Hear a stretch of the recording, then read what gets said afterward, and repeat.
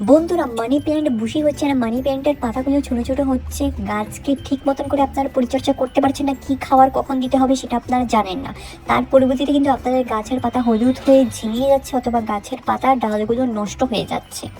Money plant হলো এমন একটি গাছ, এটি কিন্তু ইনডোরেও রাখা যায়, আউটডোরেও রাখা যায়। খুব সুন্দর কিন্তু একটা ডেকোরেশনের গাছ। এই গাছ যদি আপনাদের বাড়িতে থাকে তাহলে অপূর্ব একটা অন্য রকমের সৌন্দর্য কিন্তু ফুটে উঠে বাগানের মধ্যে। এবং এখানে দেখতেই পাচ্ছেন ছোট একটা কন্টেনারের মধ্যে গাছ লাগিয়েছি। পাতার সাইজ দেখেন এবং ছোট ছোট কিন্তু গ্রোথ দেখেন, পাতা একদম টকবক টকবক চকমক চকমক করছে, একদম সুন্দর হয়ে কিন্তু শাইনিং দিচ্ছে একটি। তো এই গাছের পরিচর্যা করার জন্য কিন্তু অনেক জিনিসের প্রয়োজন নয়, শুধু ঘরোয়া কিছু জিনিস আছে সেগুলো কিন্তু গাছের মধ্যে দিতে হবে। তো আজকের এই ভিডিওতে এ টু জেড ইনফরমেশন শেয়ার করেছি, এবং যারা নতুন এসেছেন অবশ্যই চ্যানেলটিকে সাবস্ক্রাইব করে পাশে থাকবেন, কারণ এটা আমার নতুন চ্যানেল। আপনারা যদি অল্পটুকু আমাকে সাপোর্ট করেন আমি এগিয়ে যাওয়ার সাহসটুকু পাবো। তো ভিডিওখানে কিন্তু একদম স্কিপ করবেন না, চলুন তাহলে শুরু করা যাক। Welcome to Mickey Minnie's Garden!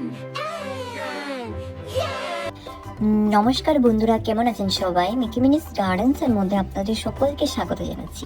আজকের আমার ভিডিওর বিষয়বস্তু হলো মানি প্ল্যান্ট গাছের খুবই গুরুত্বপূর্ণ পরিচর্যা।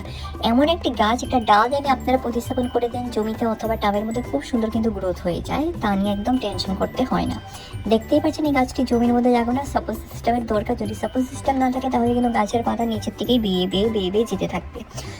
চেষ্টা করবেন যেন গাছটিকে একটা সাপোর্ট দেওয়ার জন্য। আর এখানে দেখেন খুব সুন্দর কিন্তু আমি আগিয়ে রেখেছি মানি প্ল্যান্ট, এবং জলের মধ্যেও রেখে কিন্তু খুব সুন্দর পরিচর্যা করা যায়, এবং জলের মধ্যে কিন্তু শিকড় চলে আসে, আপনারা সুন্দর ইনডোর আউটডোর ডেকোরেশনও করতে পারবেন। এবং দেখতেই পাচ্ছেন এখানে সুন্দর একটা সাপোর্ট সিস্টেম দিয়ে রেখেছি। খুব সুন্দর কিন্তু পাতা হচ্ছে, পাতা বেরোচ্ছে। আর এই যে দেখেন এটি হলো শেখর, এই শেখরের নিচে অবধি যদি আপনারা কেটে যদি প্রতিস্থাপন করেন তাহলে কিন্তু খুব সুন্দর কিন্তু এবং কাটিংগুলো লেগে যায়। এই যখনই আপনারা কাটিং লাগাবেন না কেন তখনই এই জিনিসটা লক্ষ্য করবেন, এরকম শেখরের পিছন দিক কাটবেন, তারপর শেখরের উপর দিক একটা নোট রেখে, এটাকে বলা হয় নোট। তো উপরের একটা নোট রেখে কিন্তু কেটে প্রতিস্থাপন করবেন টুকরো টুকরো করে, খুব সুন্দর কিন্তু গ্রোথ হয়ে যায়। হয়তো আপনাদের বাড়িতে যদি রুটিন হরমোন থাকে, রুটিন হরমোনে লাগিয়ে করবেন, অথবা অ্যালোভেরা জেল লাগিয়েও করতে পারেন। তারপর কিন্তু আরেকটা জিনিস, পাতা, যে সমস্ত পাতা পুরানো হয়ে গেছে গাছের মধ্যে, এগুলো পাতাকে কিন্তু গাছের মধ্যে একদমই রাখবে না, এগুলো কিন্তু অনেক এনার্জিকে অ্যাবজর্ব করে রেখে দেয়। তো এখানে দেখেন আরেকটি গাছ খুব সুন্দর কিন্তু গ্রোথ হচ্ছে, এটাকেও কিন্তু সাপোর্ট সিস্টেমের দরকার। তারপর এই যে দেখেন এখানে কন্টেনারের মধ্যে, ছোটো ছোটো কন্টেনারের মধ্যে আপনারা লাগিয়ে রেখে দেবেন, যখন রোড বাউন্ড হয়ে যাবে তখন দেখতে পারবেন, তখনই কিন্তু আপনারা শিফটিং করে দেবেন অন্য একটা জায়গাতে। এবং এই গাছের কিন্তু অতিমাত্রা রোদের প্রয়োজন পড়ে না, রোদ ছাড়াও কিন্তু খুব সুন্দর গ্রোথ হয়। যেই জায়গাতে এখন আমি রেখেছি এখানে কিন্তু রোদ পড়েই না, ম্যাক্সিমাম সারাদিন কিন্তু রোদ ছাড়াই থাকে, এবং খুব সুন্দর কিন্তু আলো একটা জায়গাতে থাকে, তার জন্য কিন্তু খুব সুন্দর কিন্তু গ্রোথ হচ্ছে। এবং ছোট কন্টেনার যেহেতু, পাতাগুলো কিন্তু ছোট ছোট, যখন বড় হবে তখন কিন্তু পাতার সাইজও কিন্তু দ্বিগুণ হবে। তো এখানে দেখতেই পাচ্ছেন যত সমস্ত জমি আগাছাগুলো থাকে গাছের আশেপাশে, এরকম গুলোকে কিন্তু তুলে নেবেন, এবং গাছটাকে কিন্তু অবশ্যই পিঞ্চিং করবেন। এই যে ডালটাকে আমি যেখানে ধরেছি, আগাগুলোকে যদি এখন আমি কেটে দিই, নখ দিয়ে পিঞ্চিং করে দিই, তো সেখান থেকে কিন্তু নতুন নতুন গ্রোথ, নতুন ব্রাঞ্চেস, ডাল বেরোবে। তো মানি প্ল্যান্ট যখনই বুশি হয় তখন কিন্তু অপূর্ব লাগে দেখতে। তো এই গাছগুলোকে কিন্তু আমি বুশি করবো। আর এখানে দেখেন একটা জমি গাছ, এটাও কিন্তু সাপোর্ট সিস্টেম নেই, যার জন্য কিন্তু জমির মধ্যে নিজে নিজে শিকড় দিয়ে দিয়ে আঁকড়ে আঁকড়ে কিন্তু বড় হয়ে হয়ে হয়ে হয়ে যাচ্ছে। তো কিছু গাছ আছে আমি জলের মধ্যে শিফটিং করব, আর কিছু গাছ আছে আমি কিন্তু নতুন টাবের মধ্যেও শিফটিং করব। তো এই গাছের মধ্যে কিন্তু একটা স্প্রে করতে হয়, কেমিক্যাল খাবার আপনারা ব্যবহার করবেন না, অর্গ্যানিক খাবার ব্যবহার করারই চেষ্টা করবেন, কারণ এই সমস্ত গাছ কেমিক্যাল খাবার খেতে পারে না, উল্টো গাছের পাতা হলুদ হয়ে যায়।